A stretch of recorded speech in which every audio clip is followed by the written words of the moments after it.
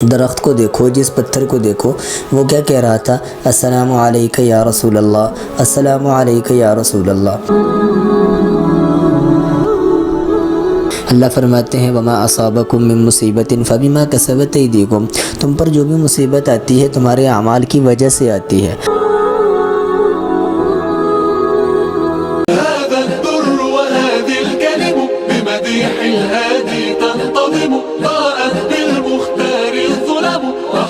في مولده النغم من مكة ضاء الكون هدى والسهل تزين والأكم وتمايلت الدنيا طرما وغدت بالمولد تبتسم۔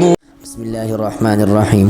حضرت حسان بن ثابت رضی اللہ تعالی عنہ فرماتے ہیں کہ میں نبی اکرم صلی اللہ علیہ وسلم کی شان میں جب اشعار پڑھتا ہوں تو تم لوگ سوچتے ہوگے کہ میرے اشعار پڑھنے سے نبی کی شان بڑھ جاتی ہے، حالانکہ ایسی بات نہیں ہے، بلکہ جب میں اپنے اشعار میں نبی علیہ الصلوۃ والسلام کا نام لیتا ہوں تو اس نام لینے کی وجہ سے میرے اشعار میں وزن بڑھ جایا کرتا ہے، میرے اشعار کی شان بڑھ جایا کرتی ہے۔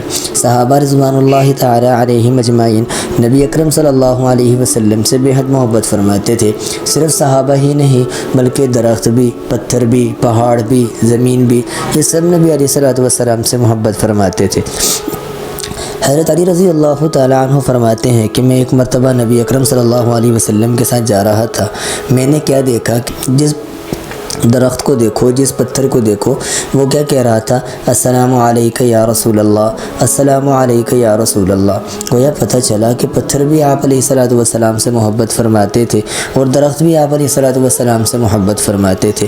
نبی اکرم صلی اللہ علیہ وسلم کا معجزہ ایک یہ تھا کہ نبی اکرم صلی اللہ علیہ وسلم نے خشک کنویں کے اندر اپنا لعاب ڈالا تو وہ خشک کنواں پانی سے بھر گیا۔ نبی علیہ الصلوۃ والسلام نے انگلیاں ڈالی اور نبی علیہ الصلوۃ والسلام کی انگلیوں سے پانی کے چشمے پھوٹ گئے۔ صحابہ فرماتے ہیں کہ آب زمزم سے بھی زیادہ لذیذ اور بابرکت پانی وہ تھا کہ جو آپ علیہ الصلوۃ والسلام کی انگلیوں سے نکلا تھا۔ تو کیسا نبی علیہ الصلوۃ والسلام کی کیسی شان ہے اور کیسی عظمت ہے کہ پتھر بھی جن کی بات مانتے ہیں، درخت بھی جن کی بات مانتے ہیں۔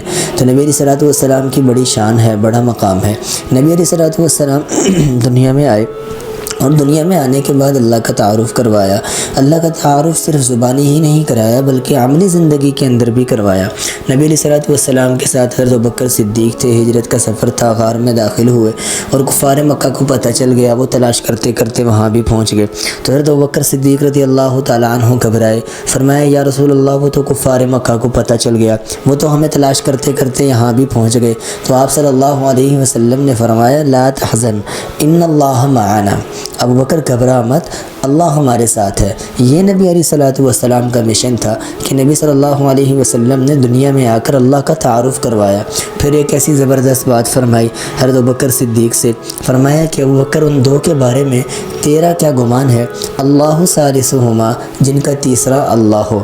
تو اللہ کے نبی صلی اللہ علیہ وسلم نے عملی زندگی کے اندر بھی اللہ کو ساتھ لینے کا پیغام دیا، جو نبی صلی اللہ علیہ وسلم کا مشن اور مقصد تھا۔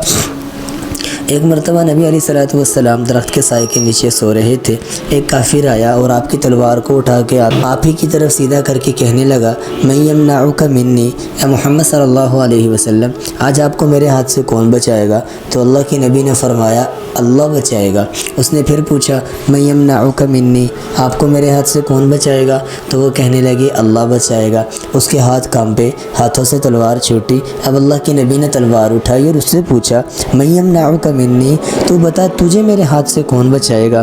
تو وہ کہنے لگا آپ بھلے آدمی ہیں، آپ معاف کرنے والے ہیں، آپ کے معاف کرنے کے چرچے تو اہل عرب کے اندر مشہور ہیں، مجھے تو آپ ہی بچائیں گے۔ تو آپ نے اس سے پوچھا کلمہ پڑھتے ہو؟ کہنے لگا نہیں کلمہ نہیں پڑھتا۔ تو آپ نے فرمایا جاؤ معاف کر دیا۔ تو نبی علیہ الصلوۃ والسلام کی جو زندگی تھی اس کا ایک پہلو، اس کا مشن، اس کا مقصد کیا تھا کہ لوگوں کو اللہ کا تعارف کروایا جائے، کہ لوگ اس بات کو سمجھ جائیں اس کائنات کا نظام چلانے والا اللہ ہے، حالات بنانے والا بھی اللہ ہے، مصیبتوں کو لانے والا بھی اللہ ہے، وجہ ہمارے گناہ بن جایا کرتے ہیں۔ ایک صحابی رضی اللہ تعالیٰ عنہ نبی اکرم صلی اللہ علیہ وسلم کے پاس تشریف لائے اور ایک قصہ سنایا، فرمایا کہ دریا کے کنارے سے سمندر کے کنارے ایک سامان پڑا ہوا تھا، سمندر کی لہر آئی تو وہ اس کو بہا کے لے گئی۔ تو اس پر اللہ کے نبی نے فرمایا ظہر الفساد فی البر والبحر بما کسبت ایدی الناس، تم پر جو بھی فساد برپا ہوتا ہے وہ خشکی میں ہو یا تری میں تمہارے اعمال کی وجہ سے ہوا کرتا ہے۔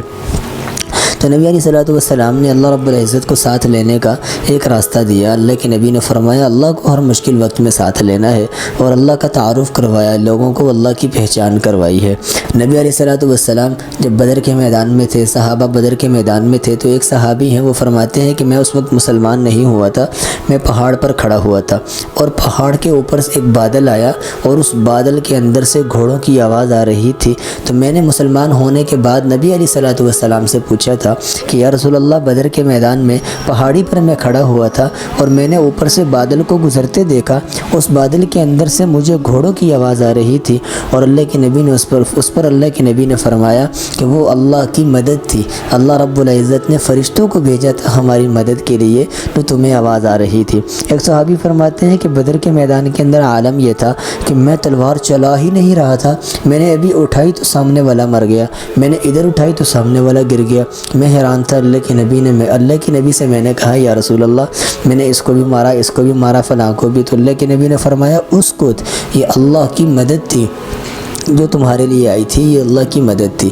تو جب ہم اپنے آپ کو اللہ رب العزت کے حوالے کر دیں گے، اپنے معاملات کو اللہ کے حوالے کر دیں گے، تو پھر یوں اللہ کی مدد آیا کرتی ہے۔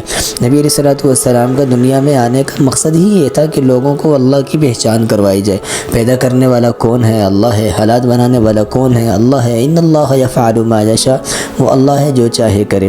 تو نبی علیہ الصلوۃ والسلام نے اللہ رب العزت سے ہمیں محبت بھی سکھائی ہے، اور صرف زبان سے نہیں بلکہ عملی زندگی کے اندر کر کے بھی بتایا کہ بھئی آپ نے ایسی زندگی گزارنی ہے، اور ایسے آپ کی زندگی کے پہلو ہوں، ایسے آپ کی زندگی کے مقاصد اور مشن ہوں۔ پھر صحابہ رضوان اللہ تعالی علیہم اجمعین نے بھی اللہ کو ساتھ لیا، اور اللہ کو ہر مشکل وقت میں ساتھ لیا۔ جب بھی پریشانی ہوا کرتی تھی تو صحابہ رجوع اللہ کیا کرتے تھے، بلکہ عقل سے مسائل کو حل نہیں کیا کرتے تھے، اپنی ذہانت سے مسائل کو حل نہیں کیا کرتے تھے۔ ہم نے بھی یہی کرنا ہے، اپنی مشکلات کے اندر، پریشانیوں کے اندر اللہ رب العزت کو ساتھ لینا ہے۔ اللہ عمل کی توفیق عطا فرمائے۔ وآخر دعوانا ان الحمد للہ رب العالمین۔